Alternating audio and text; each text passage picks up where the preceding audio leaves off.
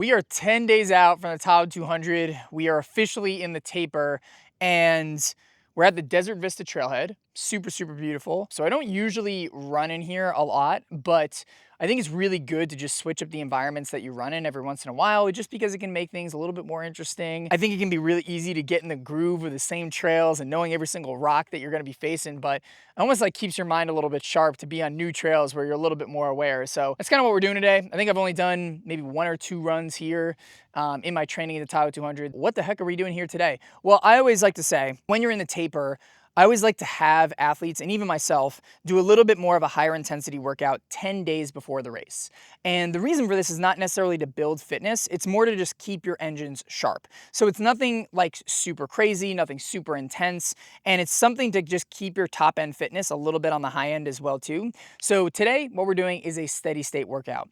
For those who are unfamiliar, steady state, think of it as your top end of easy. So where you take your normal, a lot of your easy, low intensity run should be very, very easy, right? Think about this as like the high end of easy. So you're not necessarily going hard, right? But you are pushing a little bit more, and it's kind of like the part where it's like, it feels easy, but a little bit more difficult. And that's the whole steady state workout. And even just to get into training theory really quick, and we can do a whole video on this on elsewise, but I think a mistake a lot of people make is they only train in the low end of easy, which is great to do if you're just getting started. But if you're training low end easy for time and time and time and time again, and then you start to stagnate, taking in the full like aerobic system into account, your low end and your high end, by adding in some steady state work, can ultimately expand your aerobic engine a lot better so that you can be more efficient and even increase your pace at a lower intensity as well too. And two, there will be pushes, you know, at Tahoe 200 where I will be in steady state, so it's much more specific. So if I were to choose today between doing like a tempo workout or a more intense like 8 to 9 RPE workout like you saw in that last interval workout, it's probably not going to be as specific for the race itself at Tahoe. So again, just a little tune-up session today. The workout today, 20 minutes, super easy, warming up. Then we're going to do 2 sets of 20 minutes at 4 to 5 rated perceived exertion out of 10, which is steady state, and then 4 minutes of easy in between. And we're going to do this out on rolling hill trails. I like that too because I like to get a little bit more incline in the mix. Adding in some incline to your intervals can help to keep your body from not having so much high impact. And also it's specific for Tahoe because Tahoe has a lot of ups and downs and everything as such too. Then we're just going to do a 20-minute cooldown session, and then right after that, I'm going to head to the gym and do like a little tune-up strength session. Again, the point of the taper is not to progress fitness, it's to keep the engines sharp and to keep everything rocking and rolling, and that's exactly what we're doing today. So enough blabbing for me. Let's get out on the trails and get rocking and rolling. So let's go.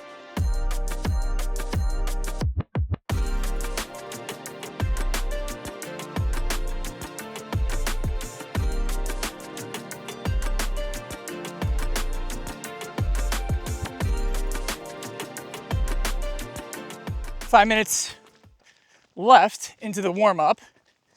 Feeling really good. I saw my physical therapist out here, which is always awesome. After the Arizona Monster, when I had the knee thing pop up, I went and saw her. She got me all fixed up and ready to go, and I was back to full volume really, really quickly. So shout out to Megan, Ultra Performance PT on Instagram. She's awesome.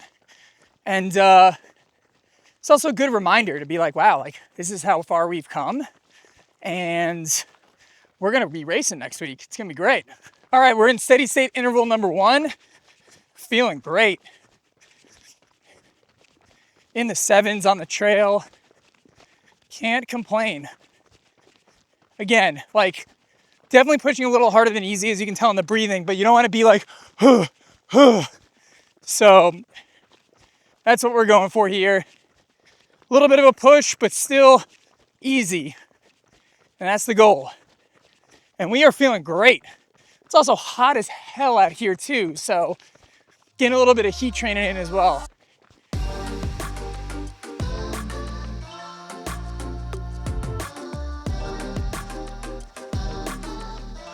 Yeah, buddy. Feeling good.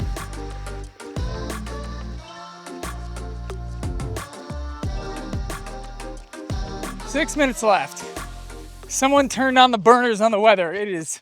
Those clouds moved away and that sun's baking, but it's good. Tahoe is gonna be hot. Gotta be good in the heat to be strong out there. In the middle of a workout when it sucks, I always try to like tell myself man, this is like prep for race day. If like you can't mentally hang on those tough workouts, what are you gonna do in the middle of a race, especially if it's 200 miles? And that always centers me back to stay strong in the middle of these workouts when, you know, you're pushing a little bit more or you start to feel the heat of the day. I always tell myself, not only is it training practice for race day, mentally it is too. That's what it's all about.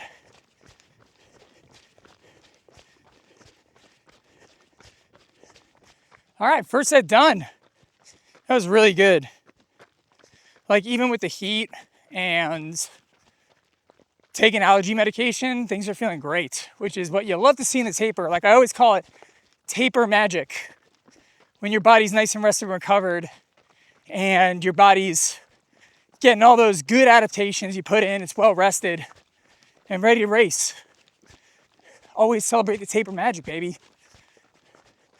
All right, we're gonna run easy for like 3 minutes and then it's just one more 20-minute uphill, that's it. Hey, real quick, if you're training your butt off for your next ultra marathon and you're not seeing results or hitting a plateau, we would love to help you crush your goals and help you make new progress in your training through our Everyday Ultra coaching services. So if you want to work with us, you can book a free consultation call to see if we'd be a good fit because we want to help you make progress in your ultra training, even if you're hitting a plateau, to hit new heights. So book a call at theeverydayultra.com or in the link below, and we'd love to chat with you. All right, back to the video. I like to do a lot of the work uphill because if you run too hard downhill, you could like slam your quads. So trying to like time this start of the next one perfectly where I go to the bottom of this hill and just rip it up this thing. Because you got to keep those climbing legs primed, and it's good because it's going to be less impactful on your legs because, yeah, the downhill can be brutal. As you see, it's pretty chunky technical downhill. Shout out to cameraman Tyler, dude. I've never seen technical cameraman skills like this guy. It's crazy. All right, 2 minutes and then I'll be up. You.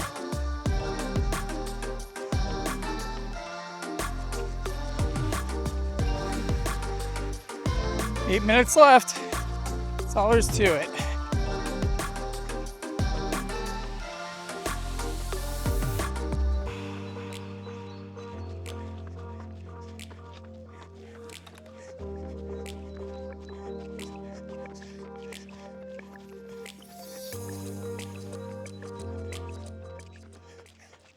"30 seconds left.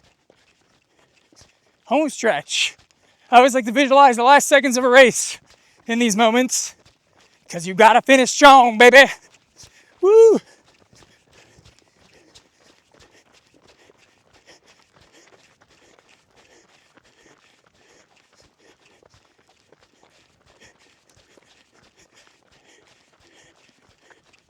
Five, 4, 3, 2, 1.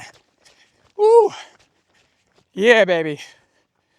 That was good. It was nice, like 1,200 feet of climbing in like 40 minutes with some downhill stuff. That was good.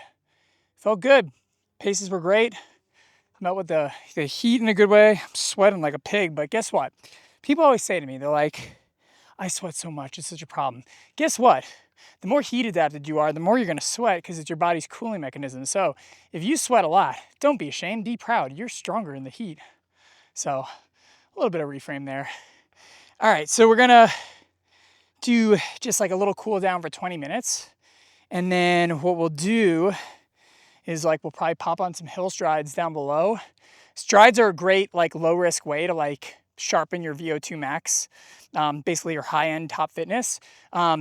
Really short intervals, anywhere between like 15 to 20 seconds. We'll probably do 4 sets of 20 seconds uphill with 60 seconds recovery in between. And I usually like to like add those at the end of, you know, some workouts if I want to get like some VO2 max work on top of the low end aerobic work where it's a very low risk, high reward kind of activity. So we'll just kind of shake it out for 20 minutes and then, yeah, we'll do some strides. All right, so just got finished on with the cool down. We're gonna do some strides here. So 4 sets of 20 seconds at an 8 to 9 RPE uphill, then like 60 seconds easy come down. And again, this is just to kind of just like sharpen your top end fitness And the studies do show you get some good VO2 max benefits from this without a lot of the impact. So, all right, let's, oh man, these always kind of hurt, but they're good for you. All right, 20 seconds.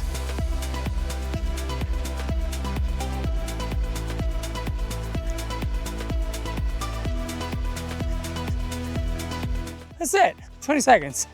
Easy enough, 1 down, 3 to go. All right, number 2, 3, 2, 1.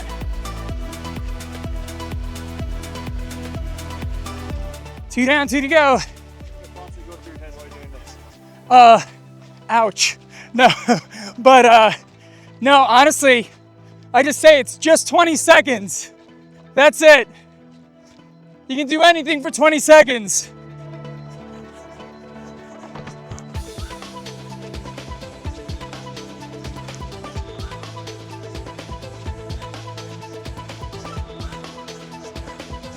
Whew.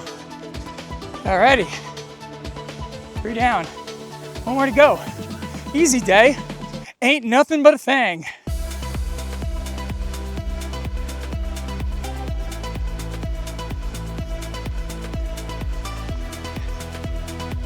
Ah, 20. Woo, that's good. That's good. All right, jog it back down to the car. Catching the breath after the strides. Man, they're so small, so mighty, and that's why I love them.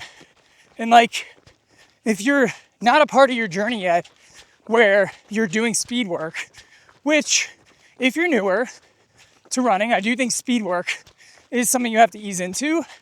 Strides are a great way to get like a good introductory boost because they're very low risk. So I love them. And like I said before up there, you know, it goes through my head. It's definitely, ouch, these hurt in a good way, but you can do anything for 20 seconds. Anything for 20 seconds. And that's what I tell myself. All right, I need to just pound a lot of electrolytes and get resting, and 10 weeks of Tahoe, baby. We'll see you there soon.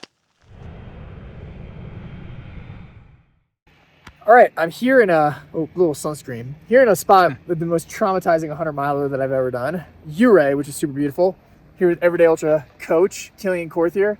Kilian, what are we doing this weekend? Today we're doing 20 miles. Tomorrow we're gonna do 26, and then Friday we'll do at least 12, but it should be like 19,000 feet of climbing over the 3 days. 19,000 climbing, a lot of climbing over 3 days. 10,000 tomorrow. 10,000 tomorrow. What are we training for? Training for the Tahoe 200 in just over 2 weeks. Just over 2 weeks. This is peak week. Kilian's doing the Triple Crown, which is awesome. I'm just doing the Tahoe 200. And just, yes, exactly. But we're here for big days in the mountains, and so yeah, we're gonna document the journey, and I'm gonna try to keep up with this guy. That's the plan here. So, ready to rock? Yeah, let's do it. Let's do it.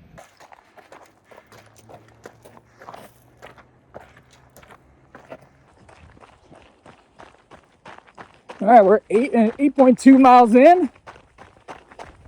Just ran into Katie Scheid and Carl Meltzer, which is crazy. Literally was telling Kilian, I was like starstruck. Just like, oh my gosh. We're doing good, banging 650s down this thing. How you feeling? Dude, chilling. It's a nice day out.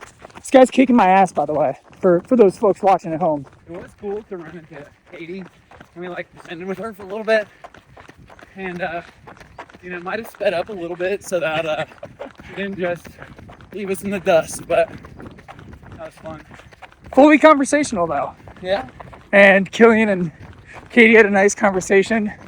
I enjoyed a nice live podcast from the back here. All right, quick video update. Currently getting my shit rocked. We are 13 miles, 4,500 feet of gain. Yeah, body's just not clicking today. Happens. Coach many athletes, and I think every single athlete I've coached has gone through this.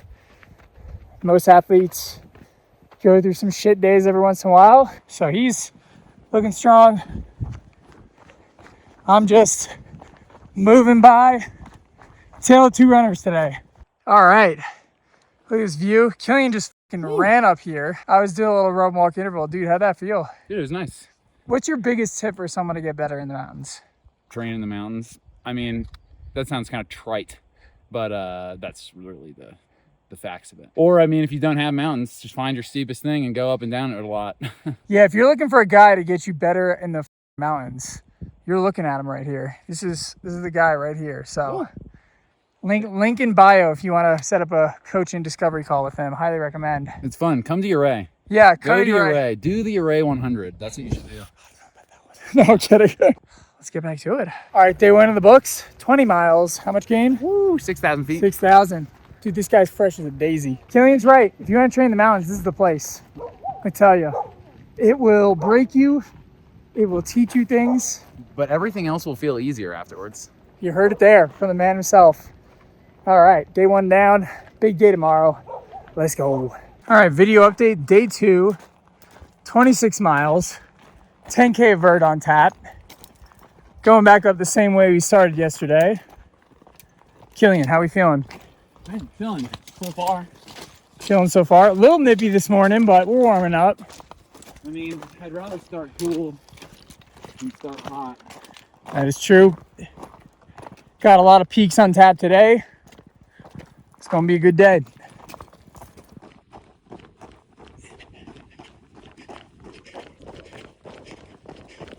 You know, I think it's really important in these peak weeks, especially the last big long run, to listen to your body. And I could definitely feel a lot of fatigue in my body, tons. And that's normal in peak week. It is normal to feel that fatigue. And I think the best thing to do in those situations is when you're on your last long run, take it easy. No need to over push. It's better to go into your race and into the taper a little bit more over recovered than under recovered. So today my body's telling me don't push the pace. So I'm just gonna take it nice and easy, getting a really good aerobic effort. And I think anytime you do that, don't feel bad about it. You're listening to your body, and actually, I think that's a sign of strength as opposed to pushing when your body is telling you not to. So that's what we're doing today. And yeah, just enjoying the beautiful mountains out here. All right, well, we're at Ouray. We are in, where are we at?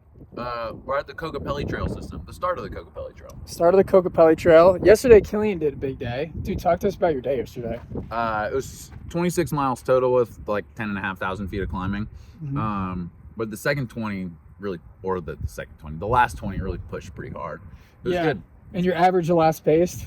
Was sub 15. It was like 14:38 or something like that. Well, tell me what you told me too from like a year ago. Like, I think that's like such a cool comparison. So it's been like kind of an arbitrary goal for a little while to get like one of these big hard Ouray runs done and a sub 15 elapsed pace, like knowing you're gonna have to stop to filter water and, you know, maybe stop to let some angry dogs go by like I had to yesterday.